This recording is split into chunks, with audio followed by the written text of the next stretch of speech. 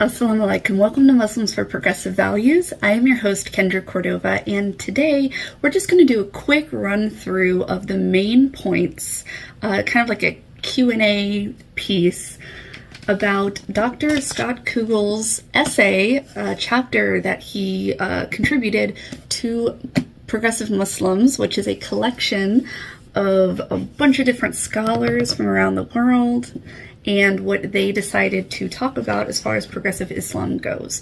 Now, of course, his chapter / essay does go into a lot more detail and uses very specific quotes from the Quran and Hadith, fatwas, and things like that.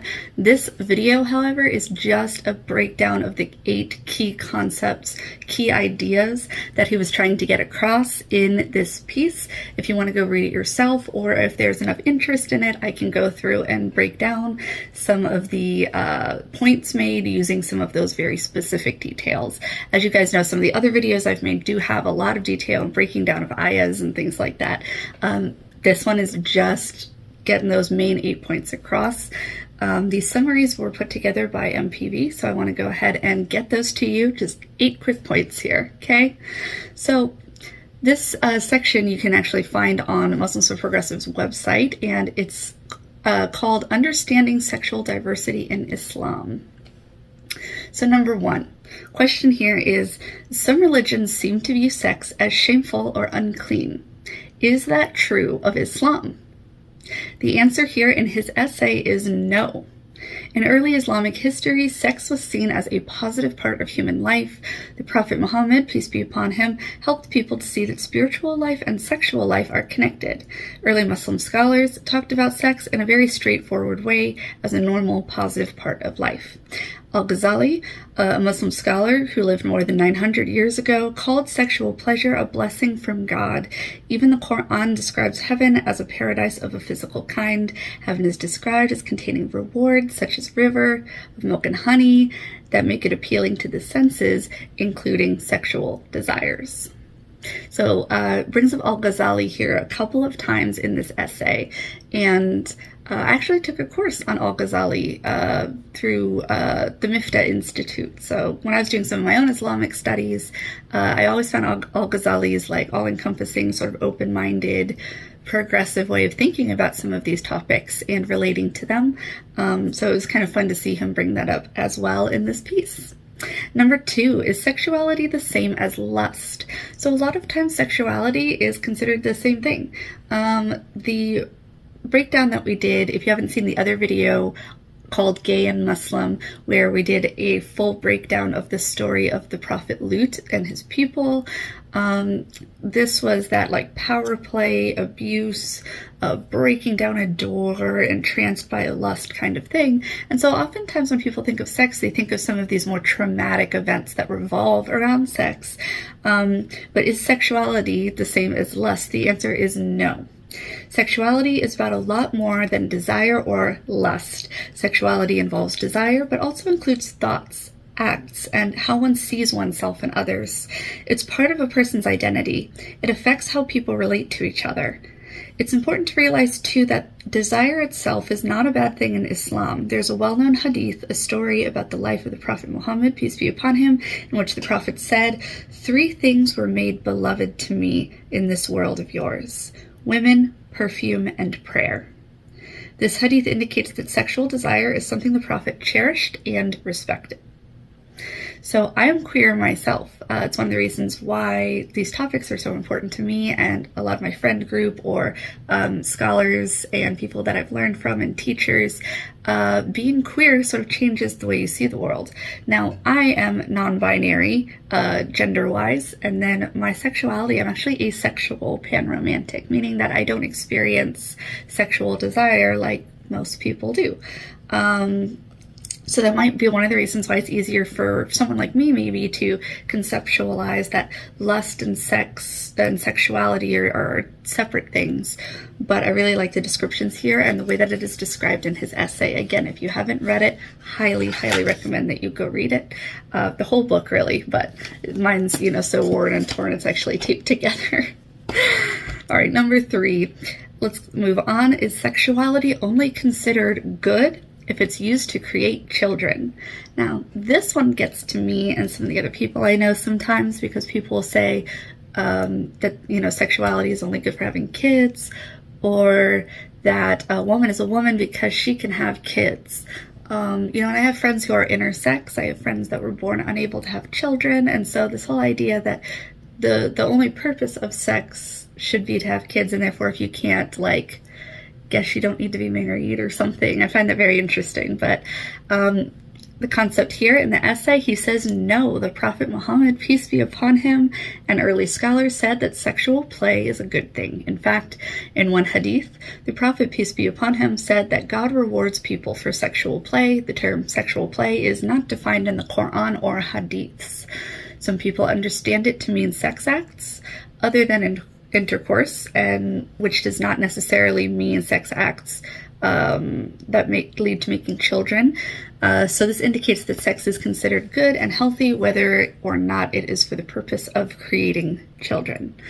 So, interesting there as well. Number 4. So in Islam, is it anything goes when it comes to sex? Obviously, that's not true. We know this, but let's talk about it. So, no. Obviously, there are limits. Most of those limits have to do with relationships between people who have sex. The limits don't have to do with sex acts themselves, though. For example, in Islam, brothers and sisters cannot marry. There are verses in the Quran specifically that mention who can and cannot marry. For example, men and women should not have sex if they do not have a known clear relationship with each other. This limit helps ensure that children will be cared for and supported by both parents. This limit was especially important for women at the time when men had more opportunities to work and earning money. Clear relationships also help both people in a relationship to know what they can expect from each other, what rights and responsibilities they have. And I know some people are going to go, and marriage is the only place you can have sex. In classical Islam, that's not true, because you can also have concubines, right? So people like to bring up the fact that you can also have concubines. You are not married to them. And so you have your wife or wives, and then you have these other women that you also have this other relationship with that you can sleep with. So sometimes it can get a little ambiguous. And this is why taking a look at some of these things, the reasons behind them, here we're talking about, right, not having kids where the parents aren't responsible, or the guy can just walk away and not take care of his kids, which happens even today, right? Understanding sort of what the Quran and Hadith say and how this can relate to our modern world, and where the importance lies here, where those lines are, how we should rule and live based on that. Context matters, as you've heard me say in many a video. So number 5, let's move on. Is Islamic law clear on what is and isn't permissible? In some cases, like in the Quran verses that say brothers and sisters cannot marry, it is very clear. They say it very directly. However, in other cases, it is not clear. Scholars today often talk about Islamic law as if it were always clear and simple. Actually, Islamic law is pretty complex. Now, we talked about that in the previous video. We talked about all of the things that go into defining and practicing Islamic law, or just an Islamic lifestyle in general. The law comes from many sources, not just the Quran. Some of those sources disagree with each other, and most are based on the opinions of human beings. In some cultures, Islamic law follows the teaching of scholars with one viewpoint, while in other cultures, Islamic law may follow different scholars with different views. So again, kind of all over the place. It's really important that we contextualize and we try to figure out the why, the exacts, how we can go about doing this the best way in the world today. The more information you have, the more you know about God. The more you know about God, the easier it is to live for God, right? So number 6, at the Prophet's time, was sex only permitted between a formally married husband and wife? We just talked about this one. No.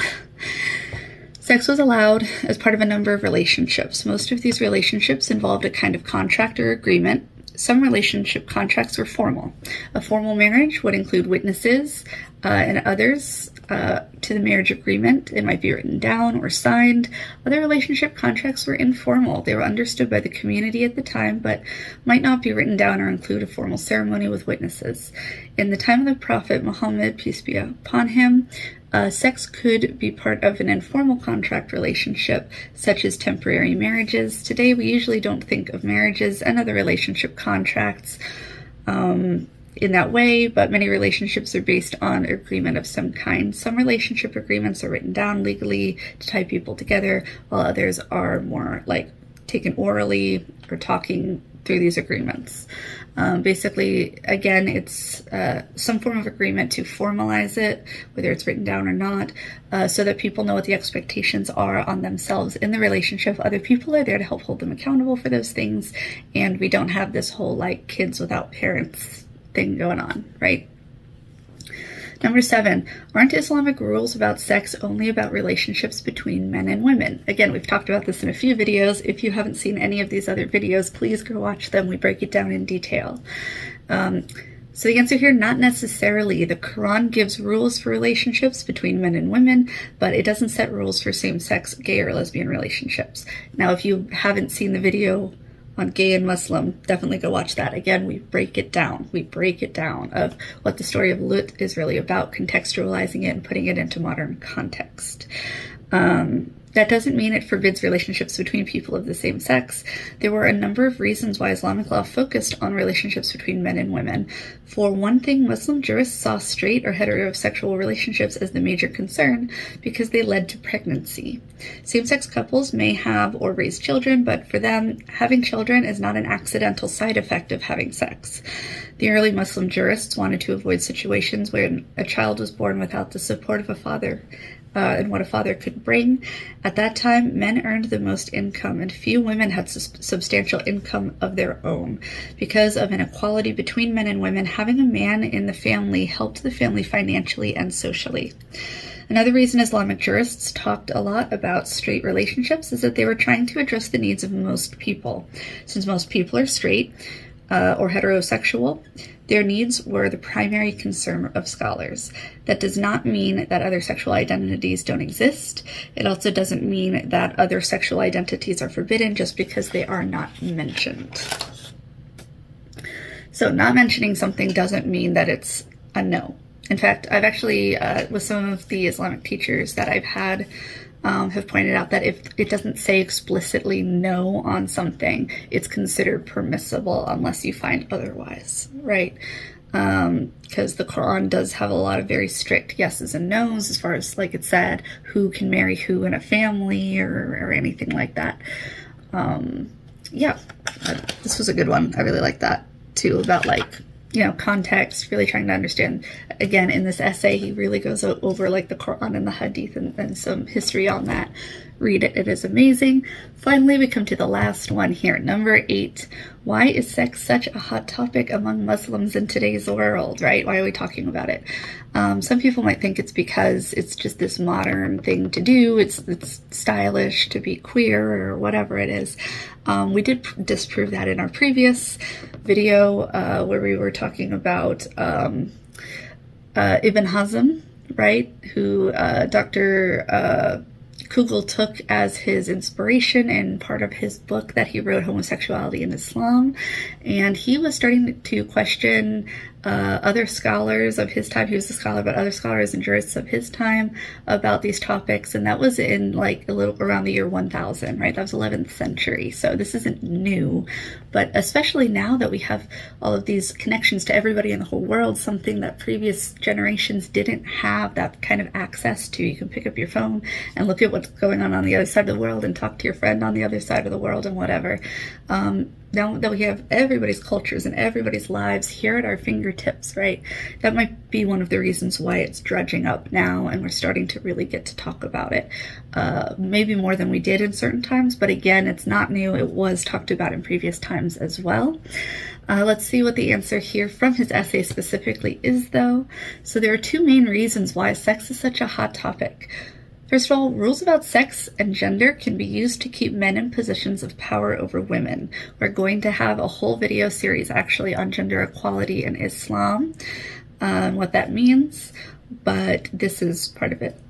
When it comes to queer people, I actually pulled up a map, and I'm going to be excited to show that with you guys in some of the videos when we start transitioning from LGBTQ topics to women's and gender equality topics, because if you look at the map of the world and you see what places it is safest and most supportive as far as like for women having jobs, being independent, having their own income, and all these other things, and lower abuse rates. And you match it up for queer people, right? In what's countries and what parts of the world are queer people most safe, lower abuse, more accepted in society, have more power in society. You can actually overlay those maps perfectly. So gender equality, women's equality, and queer equality, LGBTQ issues actually overlap when you see the societies and where they are on those topics. So rules about sexual relationships are often bent to benefit men rather than staying true to the rule as it is in the Quran. For example, in many Islamic cultures, when women have sex with men before marriage, it brings shame on them and their families. No similar shame is brought on a man's family if he has sex before marriage, specifically straight sex. Now, if a man is caught in these same areas having sex with another man, then that same level of shame is, brought upon him in their minds. But you don't see the same often with straight sex. There was that case a few years ago. I don't know if you guys heard it. I'll be using it in a later video, so I'm not going to go into super detail here. But there was a woman in the Islamic culture who was raped, and she did get pregnant, and they didn't find the guy that did it, right? But she still was seen as having sex outside of marriage, even though it was forced on her, and she ended up getting a death sentence for it. So these laws usually are there for the purpose of attacking women, because it's much easier to attack women in these unequally than it is for men. Men can sort of walk away from a lot of these situations without the same consequences, which we're going to talk about in the gender equality sections of these videos later on. The Quran doesn't make any distinction between the sin of two people involved, though. When the rule is bent to bring more shame and harsh punishments on women, it means women have a lot to lose if they have sex before marriage, while men do not face the same risks. The rule works to control women, but it allows men to do what they wish. The second reason, so another reason sex is a hot topic among Muslims, has to do with politics. Many Islamic countries were colonized by non-Muslim European countries. The colonial rules replaced Islamic legal systems with European laws. Even after the colonial rulers left, many Muslims felt as if their way of life was threatened. Some Muslims who immigrate to the US or other Western countries also fear that their culture will be lost in their new country. When people feel threatened and fearful, they often try to keep control over whatever they can. Limiting sex and women's rights can seem like an easy way to feel more in control. In some of our other queer videos, we're also going to talk about how sort of this shift up and down happened throughout the centuries in Islamic cultures, with being more open and accepting of queer relationships versus like being extremely against them, and this up and down shift, especially when they're trying to feel in control, like what is talked about here. So again, if you guys are really interested in hearing more about these quotes and me getting more in depth on that essay, let me know in the comments. I'll go over different chapters from here as well when they come up in our topics. For the next like 10 or so videos, we're currently talking about LGBTQ rights in Islam, homosexuality in Islam, etc., and reinterpretation through a progressive viewpoint using all of the modern things we have now. So make sure you like and subscribe if you want to see more of these videos, and I will see you in the next video, hopefully.